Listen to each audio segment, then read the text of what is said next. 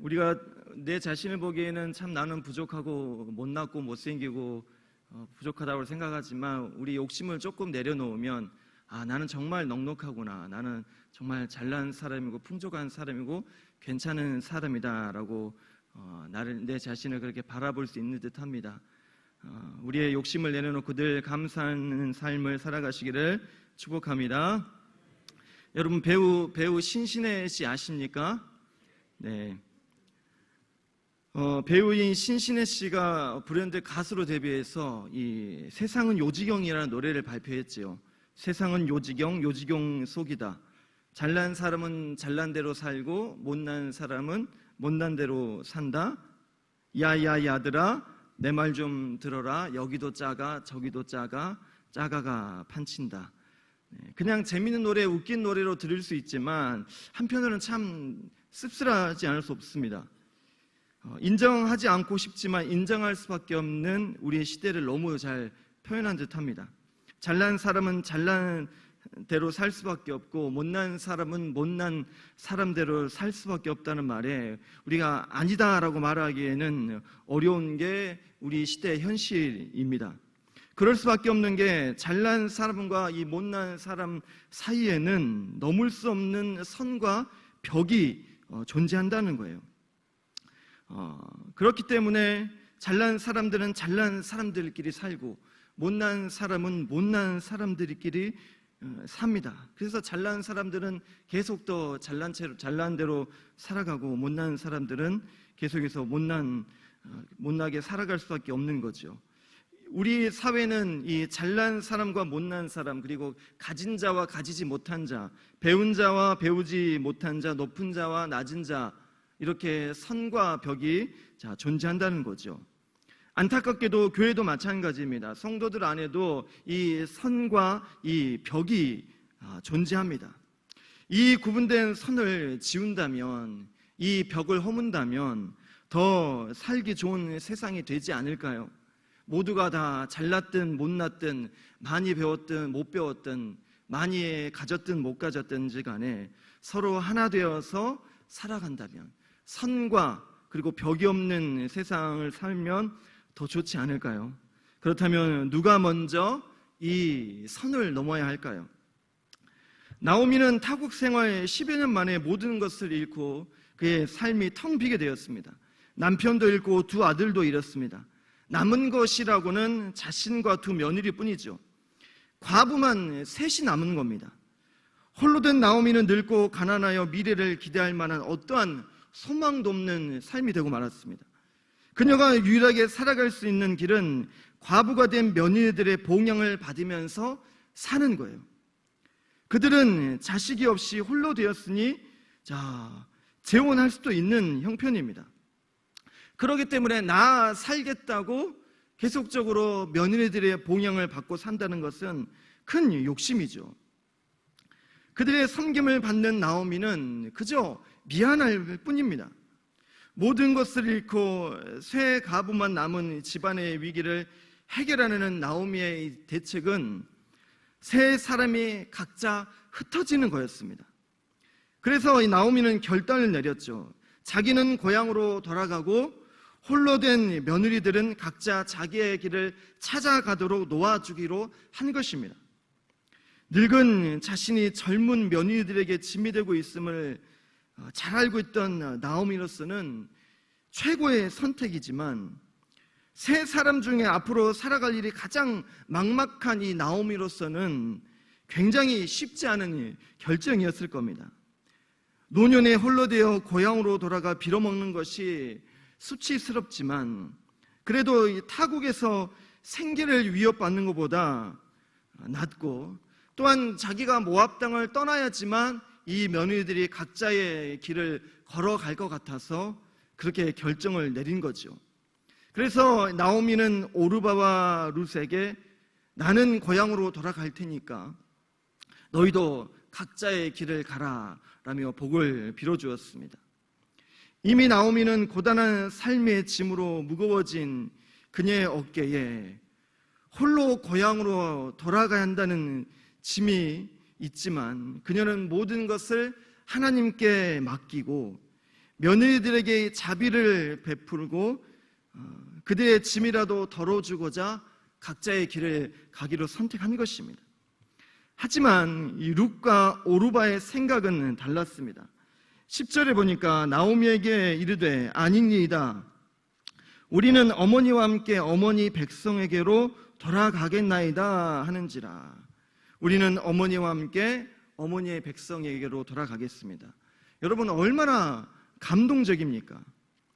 이들이 서로를 이렇게 생각하고 헤어지기를 원치 않은 것은 모두 같은 아픔과 상처를 가지고 살아왔기 때문이에요. 세 사람 모두 남편을 잃은 아픔이 있기 때문에 서로 의지하며 여기까지 온 것이죠. 룻과 오르바도 마찬가지입니다. 둘 다 자식이 없었기 때문에 헤어지기를 원치 않았던 거죠. 만약 두 사람에게 중에 한 사람에게 아이가 있었다면 어땠을까요? 아마도 한나와 분이나처럼 그러지 않았을까요? 같은 아픔과 상처를 가지고 있기에 서로 의지할 수 있었습니다. 하지만 같은 아픔과 상처 때문에 헤어질 수밖에 없습니다. 이제는 헤어지는 것이 헤어지고 각자의 길을 가는 것이 서로의 미래를 위해서 더 나은 선택입니다. 이 룻과 오르바 입장에서는 그냥 눈 한번 딱 감고 이제 선 정확하게 긋고 자신의 인생 살면 됩니다. 이들에게는 아직 미래와 또 소망이 있습니다. 이 8절에 기록된 이 어머니 집이라는 말은 이 성경에서 딱 3번 나오는데 모두 이 사랑과 결혼과 연관되어 사용되었습니다. 이 성경에서는 여자의 친정을 의미할 때 아버지 집이라고 표현을 합니다. 그런데 이 나오미는 본문에서 그가 사용한 어머니 집은 상당히 독특한 표현입니다. 또 이 며느리로 번역된 히브리어 단어는 성경에서 이 결혼을 앞둔 신부를 뜻하며 사용됩니다. 이 같은 표현은 이 오르바와 룻이 나오미의 아들들의 신부라는 뜻이지만 동시에 이들이 아직도 어리며 얼마든지 재혼할 수 있는 가능성이 충분하다라는 그런 표현입니다. 어머니 집과 며느리라는 말을 보아서 아직 이들에게는 미래가 창창하다는 거죠. 다시 좋은 남자 만나서 행복한 가정을 이룰 수 있는 미래가 아직 그들에게는 준비되어 있고 그러한 미래를 꿈꿀 기회가 그들에게는 충분하다는 겁니다. 하지만 나오미는 어떻습니까? 그의 상황은 다릅니다.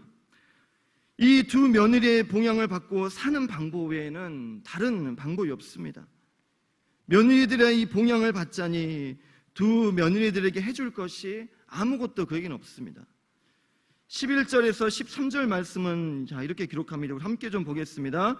나오미가 이르되 내 딸들아 돌아가라. 너희가 어찌 나와 함께 가려느냐. 내 태중에 너희 남편들 아들들이 아직 있느냐. 내 딸들아 되돌아가라. 나는 늙었으니 남편을 두지 못할지라. 가령 내가 소망이 있다고 말한다든지 오늘 밤에 남편을 두고 아들들을 낳는다 하더라도 너희가 어찌 그들이 자라기를 기다리겠으며 어찌 남편 없이 지내겠다고 결심하겠느냐. 내 딸들아 그렇지 아니하니라. 여호와의 손이 나를 치셨으므로 나는 너희로 말미암아 더욱 마음이 아프도다. 이게 지금 나오미의 상황이고 나오미의 현실입니다. 나오미는 미래가 불투명합니다. 더 이상 아들을 낳을 수도 없고 또 남편을 만날 수도 없습니다. 그리고 그가 말하기를 하나님이 나를 치셨다. 하나님이 내게 아픔을 주셨다라고 그렇게 이야기하고 있는 겁니다. 그렇기 때문에 나오미가 해줄 수 있는 것은 하나님의 인애와 자비를 뜻하는 헤세드 뿐입니다. 하나님이 너희를 축복하실 것이다. 하나님이 다 대갚아 주실 것이다. 하나님이 나를 지금까지 봉양하고 지켜왔던 너희들을 위로하시고 너희들에게 은혜를 베풀어 주실 것이다. 이 축복의 말 외에는 그가 해줄 것이 아무것도 없는 게 지금의 이 나오미의 현실입니다. 나오미가 다시 베들레헴으로 돌아가기를 결심한 것은 하나님께서 그들에게 양식을 주셨다 함을 들었어야합니다. 6절은 이렇게 기록합니다. 그 여인이 모압 지방에서 여호와께서 자기 백성을 돌보시사 그들에게 양식 주셨다 함을 듣고 이에 두 며느리와 함께 일어나 모압 지방에서 돌아오려 하여. 하나님께서 과거 이스라엘에게 주신 명령이 있는데 그 명령 중 한 가지는 고아와 과부와 나그네들을 위해서 나무의 열매를 남겨두라는 거예요. 곡식의 이삭을 떨어뜨리라는 겁니다. 그래서 전혀 경제 생활을 하지 못하는 그들이 그것을 통해 먹을 수 있도록 남겨두라는 거였습니다. 또한 형제가 자식이 없을 경우에 그 공동체를 존속시키기 위해 가장 가까운 형제 순으로 기업을 이을 자를 낳게 해주는 제대 결혼과 갚을 길이 없는 친족의 빚을 대신 갚아주거나 자유를 잃고 노예가 된 친족을 위해 대신 땅을 구입해 줌으로써 이 언약 공동체의 이론을 보호하라고 고엘 제도를 명령하셨다는 겁니다.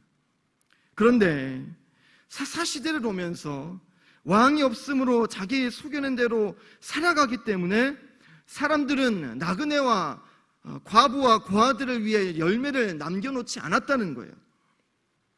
형제들이 혈통을 이어주지도 않았고 대신 빚을 갚아주거나 친족의 땅을 사주지도 않았다는 겁니다. 이스라엘에게 닥친 이 흉년은 단순히 적과 꿀이 흐르는 땅에 적과 꿀이 없고 비가 오지 않아 땅에서 싹이 나지 않고 열매가 맺지 않는 흉년도 있지만 사람과 사람 사이에 선을 그어버리고 벽을 쌓았다는 겁니다. 아니, 나도 먹고 살기 힘든데 왜 그걸 남깁니까? 하나 키우기도 힘든데 어떻게 형제의 자식까지 책임지고 내 친족의 빚까지 어떻게 내가 책임지냐? 나는 그렇게 못 산다.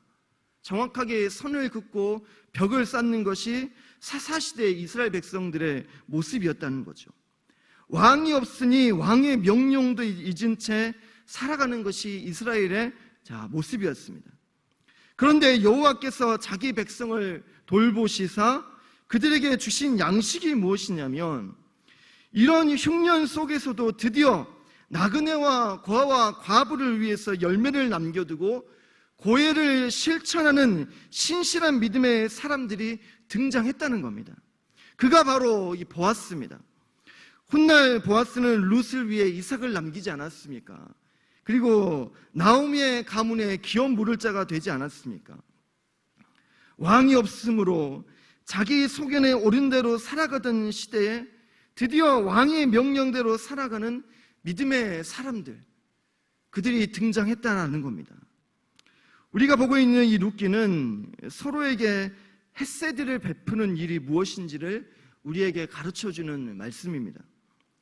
나오미는 두 며느리가 여러 가지 면에서 인애와 자비를 가진 헤세드의 모델이다라고 선언합니다. 이 헤세드는 우리말로는 인애와 자비로 번역하지만 사실은 우리말로 정확하게 그 뜻을 표현하거나 정의할 단어가 없습니다. 굳이 표현하자면 이렇게 표현할 수 있을 것 같습니다. 정말 높고 강한 자가 낮고 약한 자를 품고 안아서 그를 강한 자의 자리로 옮기는 것, 이것이 헤세드입니다. 그의 상황과 아픔을 내가 알지는 못하지만 그의 상황과 아픔을 정말 이해하려고 노력해서 그를 위로하는 것, 그것이 바로 헤세드입니다. 그래서 골로새서 1장 13절은 이렇게 말씀합니다. 그가 우리를 흑암의 권세에서 건져내사 그의 사랑의 아들의 나라로 옮기셨으니, 이것이 바로 헤세드입니다. 약한 자리에 있는 자, 가난한 가운데 있는 자, 병든 가운데 있는 자, 그들을 강한 자들이, 가진 자들이, 먼저 된 자들이 그들을 품고 안아서 회복시켜서 강한 자리로 옮기는 것, 이것이 바로 헤세드입니다. 여러분, 우리 한번 생각해 보겠습니다. 반에서 꼴등하는 학생들끼리 3, 4, 5 모여서 시험 공부를 합니다. 이게 공부가 될까요? 어떤 지식을 공유할 수 있겠습니까? 야, 찍을 때는 생각할 필요 없어. 그냥 3분으로 그냥 내리 꽂아. 내가 해보니까 그게 확률이 높더라. 선생님들이 3분을 좋아한다. 아니다. 그냥 하나님 은혜 주시는 대로 마음 가는 대로 찍어야지. 아니다. 그냥 운에 맡겨라. 볼펜을 굴려라. 이런 대화하지 않겠습니까? 그런데 이들의 모임에 전교 1등하는 학생이 들어왔다고 생각을 해보십시오. 이거 공부되지 않겠습니까? 기초부터 차근차근 배우게 되지 않겠습니까? 분명 성적이 오를 겁니다. 실패한 사람들끼리 모여서 또다시 무언가를 시작합니다. 성공할 확률이 높을까요? 그런데 이 모임에 성공한 사람들이 함께 한다면, 그들의 노하우와 그들의 지식이 공유된다면 실패할 확률은 낮아질 겁니다. 상처받은 사람들끼리 무슨 위로가 되겠습니까? 서로의 아픔만 위로받으려고 오히려 더 상처만 깊어지지 않겠습니까? 그런데 그 상처와 아픔은 모르지만 진심 어린 위로를 건네주는 누군가가 더 위로가 되고 힘들지 않겠습니까? 나를 잘 알지 못하는데 내 장래에 찾아와서, 내 부모의 장래에 찾아와서 위로해준다, 위로가 되지 않겠습니까?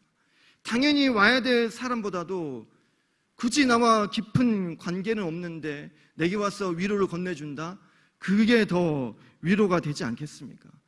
여러분, 이게 바로 헤세드입니다.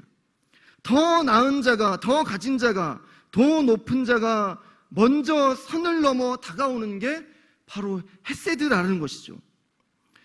룻은 나오미의 상처와 아픔을 다 알지는 못합니다. 남편을 잃은 슬픔은 알지라도 두 아들을 잃은 슬픔은 모릅니다. 앞으로 삶에 소망과 희망이 없다는 것이 얼마나 절망적인지 모릅니다. 내게는 이제 더 이상 기회가 없고 소망이 없고 미래가 없다는 것이, 어쩌면 그래도 앞으로 재혼해서 새로운 삶을 살 기회가 충분한 룻은 나오미의 아픔과 상처를 다 알지는 못합니다. 하지만 룻은 나오미를 품고 안았다는 거죠. 우리 15절부터 17절까지의 말씀을 함께 보겠습니다. 1장 15절에서 17절 말씀 봅니다. 나오미가 또 이르되 보라, 내 동서는 그의 백성과 그의 신들에게로 돌아가니 너도 너의 동서를 따라 돌아가라 하니, 룻이 이르되 내게 어머니를 떠나며 어머니를 따르지 말고 돌아가라 강권하지 마옵소서. 어머니께서 가시는 곳에 나도 가고 어머니께서 머무시는 곳에서 나도 머물겠나이다. 어머니의 백성이 나의 백성이 되고 어머니 하나님이 나의 하나님이 되시리니 어머니께서 죽으시는 곳에 나도 죽어 거기 묻힐 것이라. 만일 내가 죽는 일 외에 어머니를 떠나면 여호와께서 내게 벌을 내리시고 더 내리시기를 원하나이다 하는지라. 아멘. 미래와 소망이 있는 강자인 이 룻이 미래에 소망이 없는 약자인 나오미를 품고 아는 것입니다. 룻이 약자를 향해 먼저 선을 넘은 것입니다. 가진 자가 없는 자를 향해, 높은 자가 낮은 자를 향해 선을 넘은 것입니다. 여러분, 만약 더 약자인 나오미가 선을 넘었다고 생각해 보십시오. 나를 떠나지 말아라, 돌아가라 하지 말아라, 너희가 가는 곳에 나도 가고 너희가 머무는 곳에 나도 머물겠다, 너희 백성이 나의 백성이 되고 너희 하나님이 나의 하나님이 되시리니 너희가 죽는 곳에서 나도 죽어 거기 묻힐 것이라. 만일 내가 죽는 일 외에 너희가 나를 떠나면 여호와께서 너희에게 벌을 내리시고 더 너희 내리시기를 원하나이다. 나오미가 며느리들에게 이렇게 고백했다면 이거 얼마나 무서운 상황입니까? 여러분, 누가 선을 넘느냐가 중요합니다. 누가 먼저 선을 넘어서 다가오냐가 중요합니다. 약자가 선을 먼저 넘으면 그것은 침범이고 침입이고 범죄가 됩니다. 약자가 벽을 허물면 그건 혁명이고 쿠데타입니다. 하지만 강자가 선을 넘고 벽을 허물면 그것은 개방입니다. 그건 용납입니다. 용서입니다. 수용이고 나눔이고 사랑이 되고 인애와 자비가 되는 겁니다. 강한 자가 선을 넘어야 합니다. 강한 자가 약한 자를 품어야 합니다. 가진 자가 나눠야 합니다. 먼저 된 자가 먼저 해야 되는 겁니다. 예수님이 그러셨습니다. 하나님께서 선을 넘고 벽을 허물어 인간의 몸으로 이 땅에 오시지 않았습니까? 그분은 죄가 없으십니다. 그렇게 죄인의 죄책감이나 죄에 대한 고통이나 심판에 대한 두려움을 그는 모르십니다. 하지만 그분이 우리를 대신해서 죄인이 되어 주셨습니다. 진정한 헤세드인 것입니다. 저와 함께 대학원에서 공부했던 목사님이 전주에서 부목사로 사역을 하고 계십니다. 한 400명 정도 모이는 교회인데요. 이번 여름에 미자립 교회 주일학교 학생들을 데려다가 캠프를 진행하기로 계획을 하고 500명 정도 되는 이 미자립 교회 아이들을 초청하기로 결정을 해서 예산을 준비하고 했더니 필요한 금액이 3천만 원이 넘는 거예요. 그래서 인당 한 6만 원은 받아야지 캠프를 진행할 수 있을 것 같아서 그렇게 포스터를 배부했습니다. 이제 캠프가 3주 앞으로 다가왔는데 고작 30명 등록한 거예요. 그리고 생각을 해보니까 미자립 교회들에서 그렇게 6만 원이나 되는 금액을 아이들에게 지원해서 캠프를 등록시킬 수가 없는 거예요. 다들 어려운 형편이니까요. 그래서 이거 안 되겠다 싶어서 이 부목사님이 담임 목사님에게 목사님 이대로는 캠프가 안 될 것 같습니다. 이거 그냥 무료로 하든지 아니면 등록비를 최대한으로 줄여야 될 것 같습니다. 그래야지만 캠프가 진행될 것 같습니다. 그렇게 해서 담임 목사님께서 이 상황을 성도들과 말씀과 함께 나누고 함께 기도하고 도움을 요청했습니다. 그랬더니 적게는 10만 원, 많게는 수백만 원들이 모이기 시작해서 하루아침에 3천만 원이 넘는 돈이 예산이 마련이 된 거예요. 그래서 다시 공고를 포스터를 만들어서 뿌렸습니다. 이번 캠프 다 무료입니다. 그러니 빨리 접수하십시오. 그랬더니 500명이 되는 숫자가 금세 다 채워졌습니다. 더 가진 자들이, 먼저 된 자들이, 하나님의 은혜를 아는 자들이 헤세드, 아무런 대가 없이 은혜를 베풀었더니 많은 아이들이 모여서 귀한 말씀을 듣고 하나님 나라에 대한 비전을 품었다라는 것이죠. 아무런 대가 없이 베풀었던 이 헤세드가 그들에게는 반드시 꿈이 될 것이고 미래가 될 것이에요. 한국 교회와 또 이 나라와 이 민족을 책임질 하나님의 사람들이 세워질 것입니다. 왕이 없으므로 자기 소견대로 살아가는 그 시대 가운데서 나그네와 과부와 고아들을 위해 열매를 남겨두고 공동체를 유지하기 위해 고해를 시행하는 믿음의 사람들로 그들이 반드시 세워질 거라는 거죠. 헤세드가 바로 이러한 것입니다. 사랑하는 성도 여러분, 여러분이 더 잘나셨다면 먼저 선을 넘는 사람들이 되십시오.